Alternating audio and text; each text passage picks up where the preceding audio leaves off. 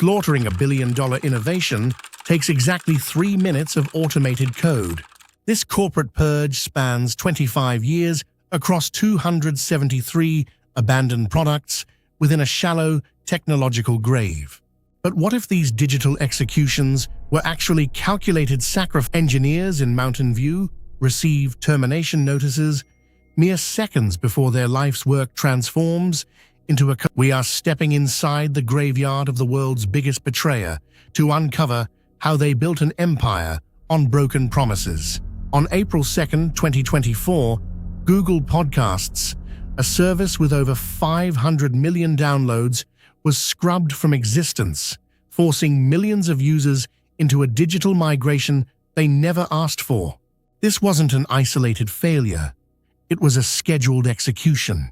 By early 2026, the crowdsourced tracker killed by Google recorded its 299th victim, marking a decade-long spree of corporate abandonment that has seen 60 apps, 214 services, and 25 hardware projects. When the servers for the Stadia gaming platform were powered down in January 2023, the betrayal was so deep that Google was forced to refund hundreds of millions of dollars in hardware and software costs to prevent a total consumer revolt.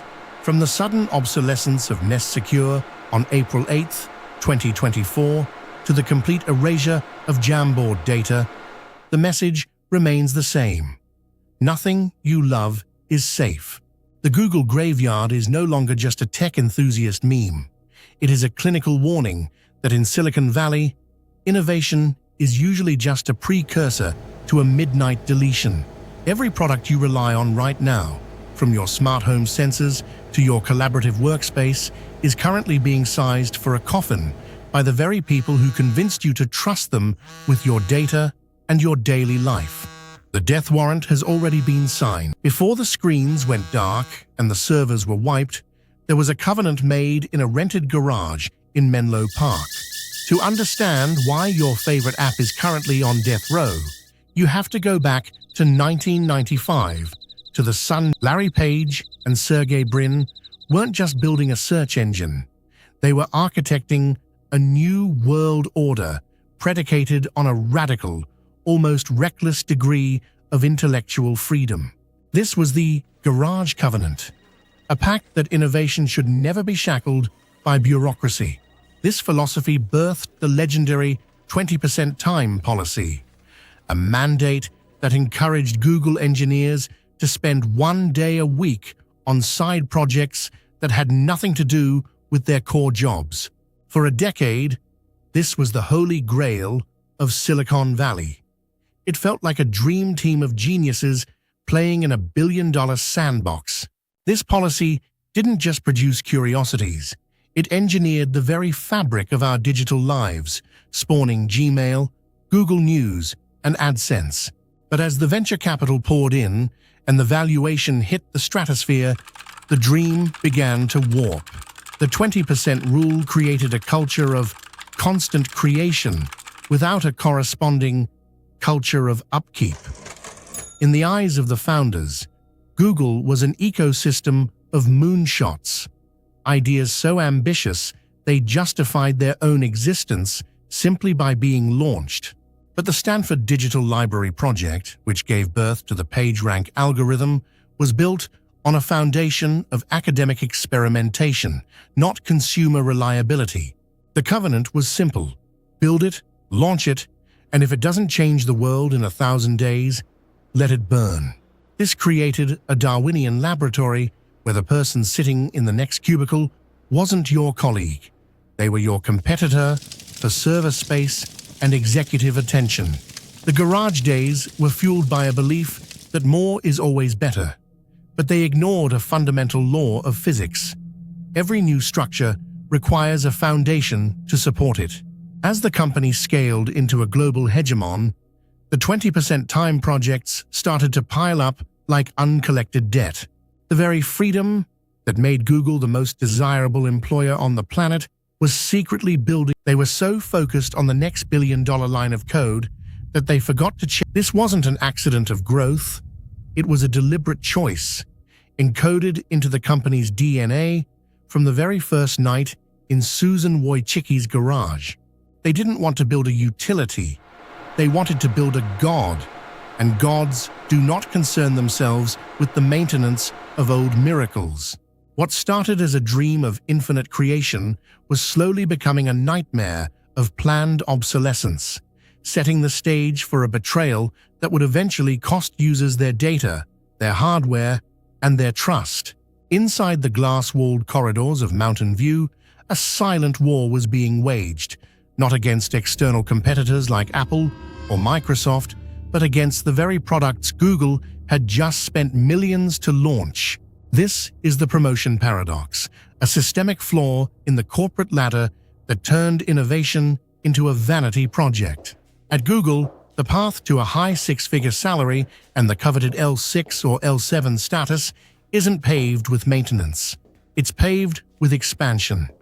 To the promotion committees, keeping a service like Google Keep or Google Tasks running smoothly is seen as toil, unimportant custodial work that doesn't move the needle on a promo doc. To get promoted, an engineer must prove they have led a project with massive impact. And in the culture of Alphabet, impact is synonymous with launching something new. This created a perverse incentive where engineers would birth a product, nurture it just long enough to secure their title bump, and then immediately abandon it to find the next shiny object. The codebase becomes a ghost town, left to junior developers who don't understand the original architecture, leading to the inevitable service degradation that users mistake for simple bugs. Former employees describe a culture of over-launching, where teams would intentionally build competing products to cannibalize each other just to show they were more aggressive than the desk next to them. This explains the messaging schizophrenia of the 2010s, the simultaneous existence of Allo, Duo, Hangouts, and Google Plus Messenger. They weren't trying to build the best communication tool for you. They were trying to build the best resume for themselves. And that's when the real question emerged. This cycle of birth and abandonment means that every time you download a new Google app, you aren't just a user, you are a stepping stone in someone's career trajectory. When the engineer gets their stock options and their new office, your data and your digital habits are left to rot in a codebase that no one is incentivized to save. This internal survival of the fittest environment ensures that only the products that generate billions in ad revenue, like search or YouTube, are safe. Everything else is just a sacrifice for the next tier of the executive suite. As the strategic failure rate climbed toward 51.5%, the wood behind fewer arrows mantra became a death sentence for any tool that couldn't justify its existence. The users are the ones left holding the paperweights, while the architects of the failure walk away with bonuses, leaving the Silicon Valley dream buried under the weight of its own ambition. The Silicon betrayal didn't just target lines of code on a server, it targeted the physical objects inside your home. Inside the quiet executive corridors of Mountain View, the leadership watched as Phil Harrison's grand vision for the future of gaming, Google's Stadia, collapsed into a billion-dollar crater. When the servers finally went dark in January 2023, it triggered a financial cleanup of unprecedented scale. To prevent a total collapse of brand loyalty, Google took the shocking step of refunding hundreds of millions of dollars in hardware and software purchases, with some power users receiving payouts. But even in this retreat, the corporate coldness remained. They officially refused to refund a single cent of the Stadia Pro subscription fees, a final middle finger to the platform's most loyal advocates. What started as a revolutionary cloud platform was about to become the most shocking part. On April 8, 2024, the betrayal hit the front door. Thousands of Nest Secure and Dropcam users woke up to find their home security systems had been remotely turned into expensive plastic paperweights. Google didn't just end support. They disabled the hardware entirely, stripping its functionality from the Nest app forever.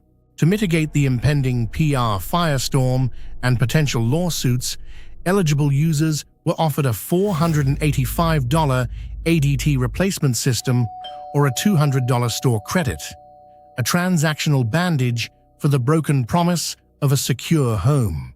This pattern isn't accidental. It's a calculated risk reflected in a staggering 51.5% strategic failure rate across the company's portfolio. Even the global icons weren't safe from the purge. The Chromecast, a device that defined an era with over 100 million units sold since 2013, was unceremoniously killed in 2024 to push owners of the original hardware now face a ticking clock, with security updates set to vanish by late 2026, leaving 100 million devices as potential vulnerabilities on home networks. From the final deletion of Google Jamboard data on December 31st, 2024, to the forced migration of 500 million Google Podcasts users, the count of discontinued products has now hit 299. Every time a server is wiped, it's not just a project dying, it's a funeral for billions of dollars in R&D and the permanent erosion of the one thing Google's algorithms can't replicate: user trust. In the graveyard of Silicon Valley, even the most successful hardware is just one motherboard revision away from an early grave.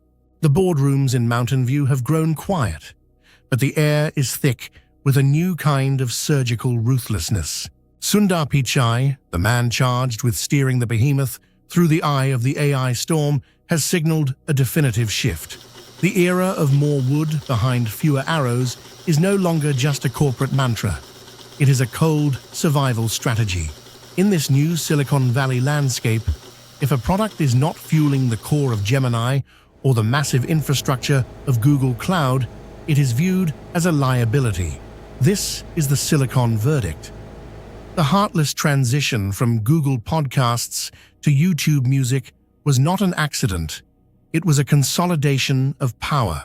Even the death of the venerable Chromecast, after moving over 100 million units, was not a failure of hardware, but a calculated pivot to. We are witnessing the ultimate spring cleaning, a systematic erasure of the eccentric, independent Google that once allowed its engineers to tinker with the world. Today, every line of legacy code is scrutinized for its return on investment in an AI-first world. The statistics are chilling. A strategic failure rate of 51.5%, with the average discontinued product surviving barely 4 years and 1 month. For the users, this has manifested as a psychological haunting, known as Google anxiety. Why invest years of collaborative data into a digital whiteboard like Jamboard, or trust your home safety to Nest Secure when the plug can be pulled? Even the $485 replacement offers for Nest Secure owners feel less like compensation and more like a settlement for a broken promise. The legacy of Larry Page and Sergey Brin's experimental playground has been replaced by a lean, combat-ready AI machine. Your favorite app is no longer a service. It is just a data point awaiting its final assessment in a graveyard that has now. The legal wars of the past, from the Winklevoss claim to the Waymo Uber IP heist, proved that in tech, ideas are cheap, but execution and ownership are everything. Google has decided that owning the future of artificial intelligence is worth sacrificing the trust of its past. In the end, we are left to wonder if innovation and loyalty can ever truly coexist in a world driven by quarterly growth and algorithmic supremacy. In Silicon Valley, your biggest threat is not the competition. It is the person sitting next to you. Subscribe and hit the bell for more stories of tech empires built on broken trust. Tell us